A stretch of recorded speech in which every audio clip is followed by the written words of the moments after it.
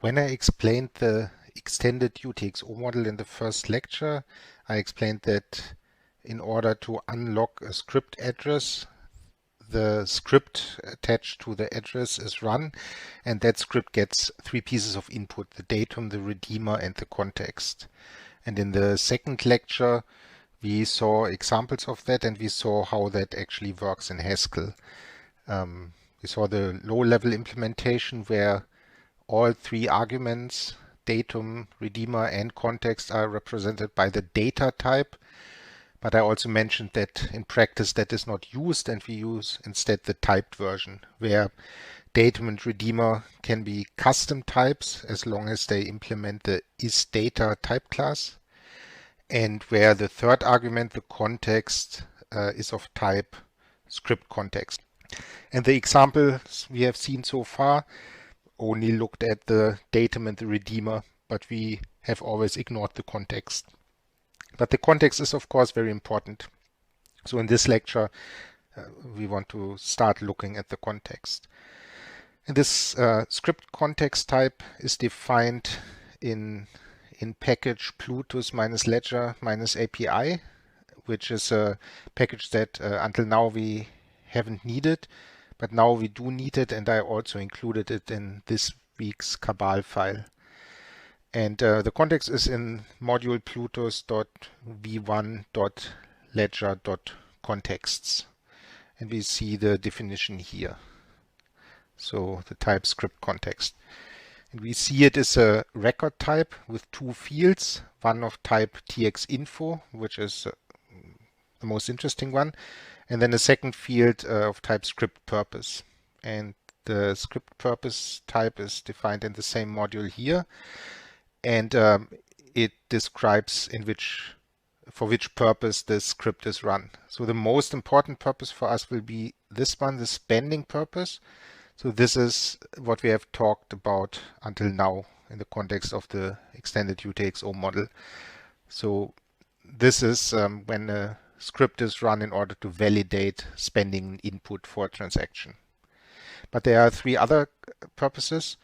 The second most important one is the minting one. So that comes into play when you want to define a native token, and then the purpose of the script will be to describe under which circumstances the native token can be minted or burned.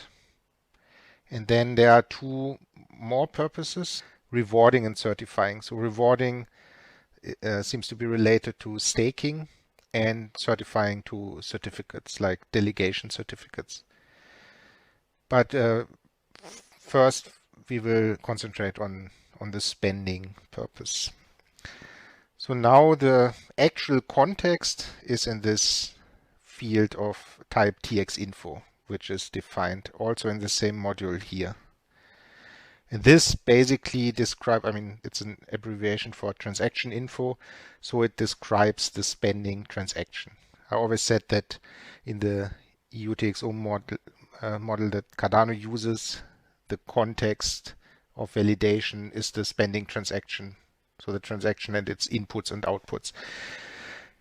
And that is expressed in this txinfo type. So there are a couple of fields that are basically global to the transaction. And then in particular, we have the list of all the inputs of the transaction and the list of all the outputs of the transaction. And these txin-info and txout types again have lots of fields to allow you to drill into each individual input, respectively output. So let's go through the txinfo fields briefly. So txinfo inputs, the inputs, txinfo outputs, the outputs. Txinfo fee is the fee, the transaction fee. Txinfo forge is the amount of newly forged native tokens, or if it's a negative amount, newly burned native tokens. So we'll come to that in a later lecture. Then we have a list of certificates, something like delegation certificates. Then staking withdrawals, so withdrawals from rewards. Then txinfo valid range denotes the time range in which this transaction will be valid, and we'll talk about that in much more detail in a minute. Then the TXInfo signatories, that's the list of public keys that have signed this transaction. TXInfo data, I mentioned before that spending transactions, transactions that spend a script output need to include the datum of that script output, whereas producing transactions that send money to a script address, have an output at a script address, only have to include the hash. So this field TXInfo data is basically a dictionary from datum hash to data to include the full datum values belonging to a given hash. As I also mentioned before, spending transactions always have to include the datum of the inputs they spend, but producing transactions optionally can also do that. And finally, TXInfo ID is the ID of this transaction.